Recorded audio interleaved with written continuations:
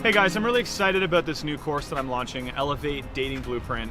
And one of the concepts that I cover in this course, which is, I think, one of the #1 things that I've learned, even recently, honestly, of how to just be a good human being, is how do you know in life when the strategies that you're using to move through reality are working for you and getting you the results that you want, and when they're not? Because sometimes what we do in life is we sort of sleepwalk through things. Imagine you're driving between two cities and you arrive back to your home and it's been 45 minutes of driving and you don't even remember anything you did. You were just sleepwalking the whole time. And we'll do this in a lot of areas of our life. Our brain is really powerful for this. We sometimes sleepwalk through relationships. We sometimes sleepwalk through our careers. We sleepwalk all the way into terrible ruts and disasters. And speaking from my own experience, I've walked myself into some pretty terrible situations.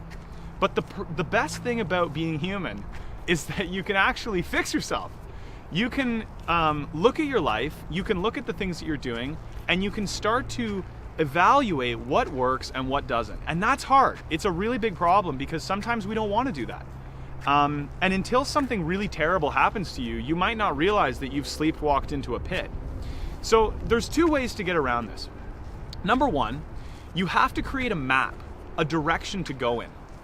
A lot of people, we just don't really choose where we want to go. We don't have a direction we want to head in. We don't have goals in terms of our relationships and our dating lives. We don't really know what we're looking for. And because of that, we just sort of, our brain doesn't use its resources or its energy to direct us anywhere. And so I say, have a map, have a direction, have a goal. Even if it's a bad one, it's better than being aimless, okay? #2, which I think is even more important, is you have to be willing to hear the feedback that other people are giving you and relate it to how you are in the world. But the problem is, a lot of times we hear the feedback that we get from other people and we take it in, but we take it in with this judgment of their motive. For example, if someone shows up late for something or a girl shows up late for a date, we might judge her as being as a betrayal or as being ignored or something like this. When in reality, she may have some reason why she's late, right? And it may not be related to you at all. And so the more we can start to see the criticisms and insults, and every time someone says no, or I can't, or I won't, or any of these words to us, we can start to hear inside of them what's alive in the sense of their needs that we're not meeting. And if we can start to hear that, then we can start to hear behind your girlfriend coming home and yelling at you because the house is messy, you can start to hear the need, for example, that she just cleaned it yesterday and you made a mess of the place and she feels disrespected and she has a need to be respected.